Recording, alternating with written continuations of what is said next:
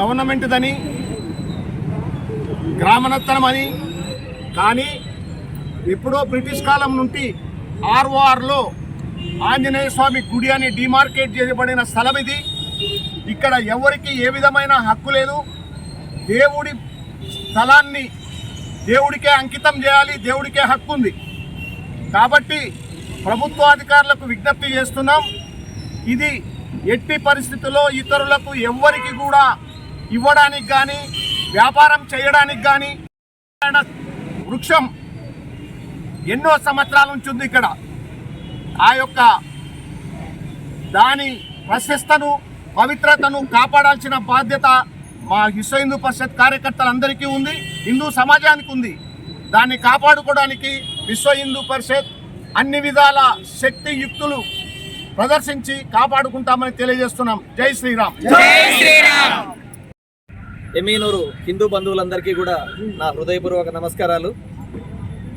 ఈ యొక్క పూతలబాయి ఆంజనేయ స్వామి యొక్క జీర్ణోద్ధరణకి కానీ అభివృద్ధికి కానీ సాయశక్తుల కృషి చేస్తున్నటువంటి ప్రతి ఒక్క హిందూ బంధువుకి పేరు పేరున నా యొక్క హృదయపూర్వక ధన్యవాదాలు.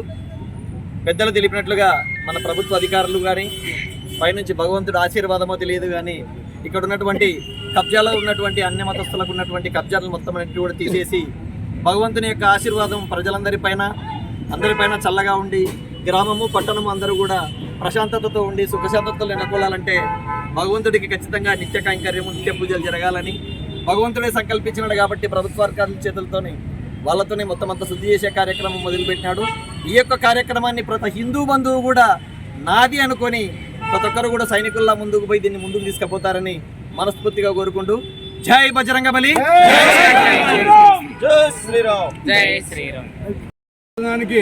మన విశ్వ హిందూ పరిషత్ ప్రాంత అధ్యక్షుడైనటువంటి నంది సాయిరెడ్డి గారు, అలాగే ప్రతాప్ రెడ్డి గారు, అలాగే ఎమ్మిగనూరు అధ్యక్షుడైనటువంటి సత్యనారాయణ గారు, అలాగే శేషరెడ్డి గారు, అలాగే ఇది జిల్లా కమిటీ అయినటువంటి ఉపేంద్ర గారు, అలాగే ఆర్ఎస్ఎస్ సంబంధించినటువంటి అలాగే మన విరూపాక్ష స్వామి గారు, అలాగే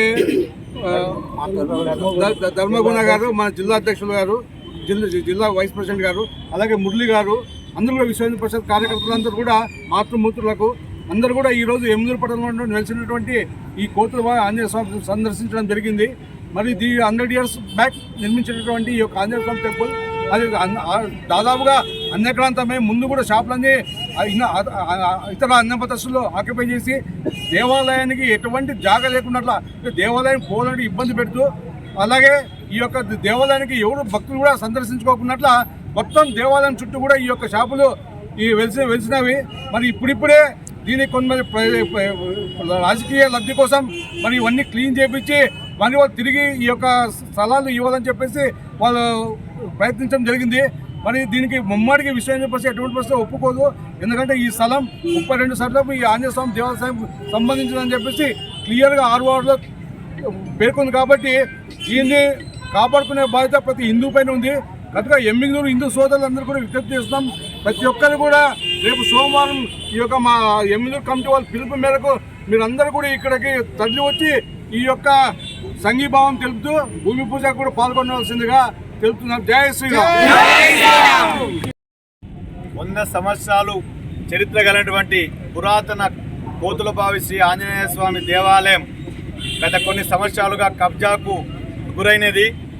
దాన్ని ప్రభుత్వ అధికారులు తొలగించడాన్ని విశ్వ హిందూ పరిషత్ స్వాగతిస్తూ కోతులబావి ఆంజనేయ స్వామి దేవాలయ అభివృద్ధి కొరకు ఎమ్మిగనూరు హిందువులందరూ కూడా సంఘీభావంతో అందరి యొక్క అన్ని కుల సంఘాల సంపూర్ణ మద్దతుతో సోమవారం నాడు జరిగేటటువంటి కోతులబావి శ్రీ ఆంజనేయ స్వామి అభివృద్ధికి శంకుస్థాపన కార్యక్రమం జరగబోతుంది. కాబట్టి ఎమ్మిగనూరు ప్రజలందరూ కూడా వేలాదిగా విచ్చేసి శ్రీ కోతులబావి శ్రీ ఆంజనేయ స్వామి దేవాలయ రక్షణకు మీరందరూ సంపూర్ణ మద్దతు ఇవ్వాలని విశ్వ హిందూ పరిషత్ హిందూ ధార్మిక సంస్థల తరఫున మేము కోరుతా ఉన్నాం.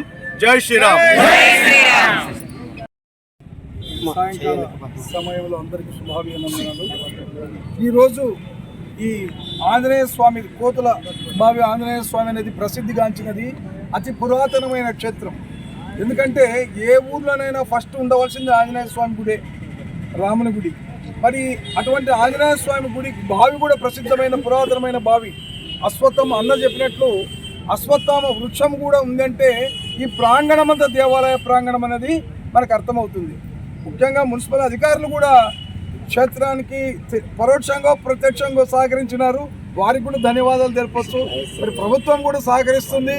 ఎందుకంటే మనకు ఎవరు వ్యక్తిగతంగా ఆశించేది ఏం లేదు. ఇక్కడ అందరూ కూడా ఎక్కడ దేవాలయం ఉందో అక్కడ ప్రశాంతత ఉంటుంది. ఆత్మచింతన, ఆధ్యాత్మిక చింతన, భజన ఇవన్నీ ఉన్నప్పుడే సమాజము మంచిగా ఉంటుంది. మరి అటువంటి సమాజము ఆనందంగా ఉండాలంటే వ్యక్తుల సమూహము సమాజం కాబట్టి, సమాజము బాగుండాలంటే ఆధ్యాత్మిక చింతన అవసరం కాబట్టి, ఆధ్యాత్మిక చింతన అవసరం అంటే దేవాలయం అవసరం కాబట్టి ఈ దేవాలయాన్ని పరమేశ్వరుడే మనందరికీ ఒక అవకాశం కల్పించినాడు. ఇందులో కులం లేదు, మతం లేదు, భేదం లేదు. హిందువులు అందరికీ స్నేహితులే. హిందువుకు శత్రువు అనేవాడే లేడు. హిందువు ఆత్మీయ బంధువు, హిందువు పవిత్ర గంగా సింధువు, హిందువు అందరి బంధువు. మరి అటువంటి భావన ఉండేవాడే హిందువు, సామరస్యం కోరేవాడే హిందువు, ప్రపంచ దేశాల్లో విశ్వశాంతిని కోరిన వాడే విశ్వ హిందువు. మరి అటువంటి విశ్వ హిందూ పరిషత్తు మనకు జిల్లా రాష్ట్ర నాయకత్వం మద్దతు ఇస్తుంది. ఇది వాళ్ళు కూడా స్వార్థం కోసమేం కాదు, మన సమాజ వృద్ధి కోసము, శాంతి కోసము, దేవాలయాల నిర్మాణాలను ఇటువంటి పాత గుళ్ళను కూడా అభివృద్ధి చేయాలనే సంకల్పము భారతీయ జనతా పార్టీకి కానీ ఈ కూటమి ప్రభుత్వానికి కానీ కంకణం కట్టుకుని ఉన్నారు. కాబట్టి ప్రభుత్వం ఖచ్చితంగా మనకు మద్దతు ఇస్తుందని సభాముఖంగా